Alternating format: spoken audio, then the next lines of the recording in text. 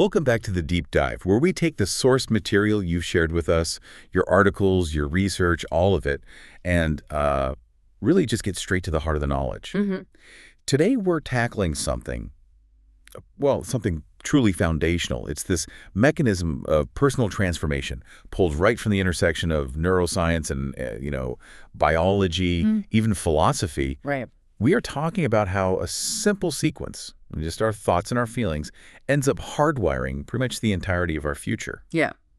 So our mission for this deep dive is to basically dissect that wiring. We want to understand the complete step-by-step journey. From start to finish. Yeah, from a fleeting thought all the way down to a permanent, resistant subconscious habit. We're, in a way, trying to reverse engineer the autopilot system that governs most of your day. Often without your permission. And the sources give us this really powerful framework for it, starting with the main goal. Okay. They state very clearly that the best way to predict your future is not to recreate it from what's known. Which is the past. Which is the past, your stored experiences. Instead, you predict it by creating it from the unknown. The present moment. The immediate present moment. And this requires a level of focused presence, almost visually seeing and feeling who you intend to become long before you act like them. That immediately frames change as an active design process, not something that just happens to you. So if we're going to design from the unknown, we first have to understand the mechanics of the known. Exactly. Let's unpack the basic building blocks the sources give us, these dual languages that are constantly speaking within us. This is, I think, the most elegant part of the whole thesis because it just simplifies so much complexity. The material identifies two fundamental forms of communication in the human system. A thought, it says, is the language of the brain. Okay, so the electrical potential, the instruction set. The instruction set. And if the brain is operating with pure thought, that electrical signal, then the body must be speaking the language of experience. The chemical consequence. So the language of the body has to be feelings. Exactly. And that distinction is so vital because it shows the mind and body are in this constant two-way conversation. Right. A thought, the brain's language gets processed and the body immediately translates it into a feeling, the body's language, by releasing chemicals. And here's the kicker. That feeling, once it's registered, it immediately feeds back to the brain, which then generates the next thought that matches it. It's an immediate, continuous feedback loop, a circular narrative almost. Completely. A thought makes a feeling, which justifies the next thought, which then deepens the feeling. Yeah. But what's the direct, instantaneous result of that? When the brain's language and the body's language combine, what do we create? They create what the source material calls altitude. Altitude. It's not just a passing mood. It's the immediate synthesized product of that constant chemical and electrical conversation. Altitude is a great term. We all know what it feels like to be flying high or, grounded low. But let's define this specifically for you listening. What makes altitude different from just, say, being in a mood? The definition they offer is that altitude is a shortened state of being. A shortened state of being. Yeah, and that word shortened is crucial. It implies a kind of contraction, a reduction in your potential. You're existing in a specific energetic state, whether it's joy or anxiety. That state itself is the altitude. So it's a momentary reality, like a snapshot of where your mind and body are aligned right now. But a snapshot isn't permanent. How does a single fleeting altitude gain permanence and start, shaping our lives decades from now? Well, this is where the principle of repetition kicks in. It's so important. Okay. The sources show that when strings of these altitudes, gratitude, anger, victimhood, whatever, happen over and over and over again, they stop being temporary states. They consolidate. They harden. They harden. They generate something far more powerful, something that acts like our internal GPS. They generate beliefs. So repetition is the thing that solidifies a temporary experience into a solid internal structure.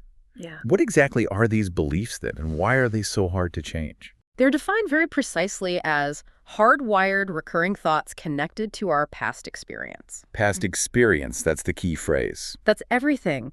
This is where the known future begins to solidify. If you had a painful experience and you kept revisiting the emotional altitude of that pain, the belief that forms, say, I am incapable of success, is literally wired into your system. It's a recurring thought based on a historical event.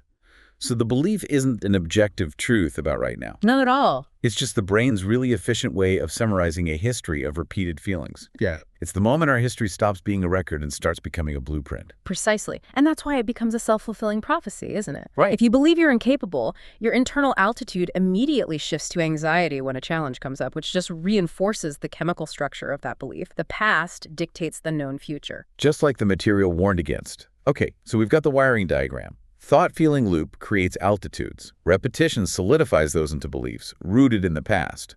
But this wiring isn't easily undone. Not at all. We all know how hard it is to change a core belief. So what happens when that established wiring, that hardwired belief system, is challenged? The human system reacts like a fortress under siege. When those beliefs are challenged, whether by criticism, a new opportunity, even just a new positive thought, there is an immediate, intense reaction. And that reaction feels deeply uncomfortable. It feels like insecurity, like a threat. And if a belief is tied to past experience, challenging it must feel like you're threatening your own identity. The body has to bring out the heavy artillery. It does. What's the precise chemical response here? The body does what it was designed to do for survival. It floods the system with a defense chemical we all recognize. Adrenaline. And usually its long-term partner, cortisol. The classic survival chemistry. So the moment you decide to, I don't know, send that scary email or apply for a job you feel underqualified for. Or a spouse challenges a long-held view. Right. If that belief is hardwired, the body reacts as if a bear just walked into the room. You go straight into that primal flight or fight mode. And that's the critical mechanism we have to understand. A purely abstract concept, the idea that you might fail, or that your identity might be wrong, it triggers the exact same chemistry designed to help you outrun a tiger. The physical tension, the racing heart, all of it. That's adrenaline protecting your known past identity. And that protection is incredibly effective at stopping change.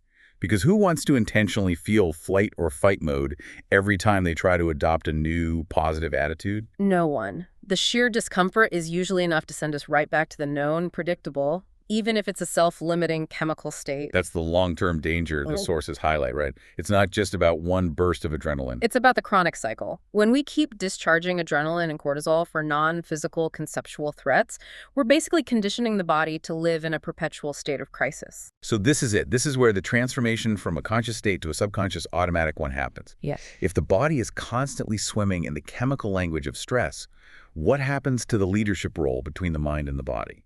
Well, the key insight here is profound and maybe a little chilling. When this flight-fight cycle continues over and over for a long time, the body is conditioned subconsciously to become the mind. The thinking process, which should come from the conscious mind, starts being driven by the body's chemical needs. So the body now has a chemical memory. It's almost like a chemical addiction to that known stressful state. Absolutely. It feels comfortable in crisis because crisis is familiar. That's it. The body is seeking chemical homeostasis. So when you try to introduce a new peaceful or positive thought, a new unknown future, the body interprets the lack of those familiar stress chemicals as a threat. Not as peace, but as withdrawal. Exactly. As a profound threat to its stability, the body signals, no, this is unstable, go back to anxiety, forcing the brain to generate the familiar self-sabotaging thoughts to get back to its chemical baseline. Wow. That's the moment the body truly takes over. It becomes the mind. That explains why things like procrastination or self-sabotage feel almost involuntary. It isn't a lack of willpower. No. It's a body that has developed an involuntary habit driven by a need for a specific chemical cocktail. That's exactly it. And the final result of this deep chemical conditioning is what the sources simply call habit. Habit. That everyday word suddenly defines a person's entire existence here. It does. Habit is defined as a subconscious state of being. And fundamentally, it operates like a computer program, an autopilot. Like driving. You arrive at your destination, but you can't remember the last 5 miles. You are operating perfectly, but without any conscious involvement. When you are in the subconscious state, you are acting out of the will. You are no longer consciously choosing your thoughts, feelings, or actions. The past-based program is running you. So if 95% of our thoughts and actions are governed by this subconscious autopilot, that means 95% of our lives are just executions of code written by our past experiences. We're functioning, but we're no longer operating with conscious intent. That's a massive loss of personal agency. And it's all protected by this powerful, involuntary adrenaline defense system. The efficiency of the human system, which is brilliant for survival, has tragically automated our psychological limitations in the modern world. This deep dive really shows us why change feels like a physical battle. Because it is. Because it is. When you try to break a habit, you are trying to cut the wire on a hardwired belief system, triggering a full-scale biological defense. Okay, let's just quickly consolidate the journey we took today. We started with the basic languages. Thought for the brain, feeling for the body. Their dialogue creates altitude, a shortened state of being. Repeating that altitude creates hardwired beliefs, which are always rooted in the known past. When those past-rooted beliefs are challenged, the body triggers its defense. Adrenaline is discharged, forcing us into flight or fight. Right. And if that cycle continues, the body becomes addicted to that chemical state. It forces the mind to generate thoughts to sustain that known feeling. And the culmination of that cycle is habit. A subconscious autopilot running entirely out of conscious will. We've established that this habit is a computer program driven by the known by the past. And the sources started by telling us the best way to predict your future isn't from that known past, but to create it from the unknown, from the immediate present moment. And the only way to step into that unknown is to successfully navigate that chemical defense system and choose a new thought, despite the body's involuntary chemical screen for the past. That's the real challenge. Which brings us to our final provocative thought for you to chew on.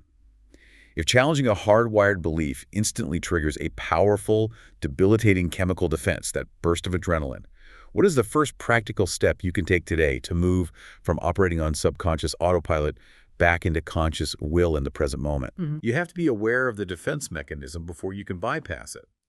But awareness alone isn't enough to stop the chemical discharge. What physical action can you take to interrupt the chemical demand for your known, comfortable past?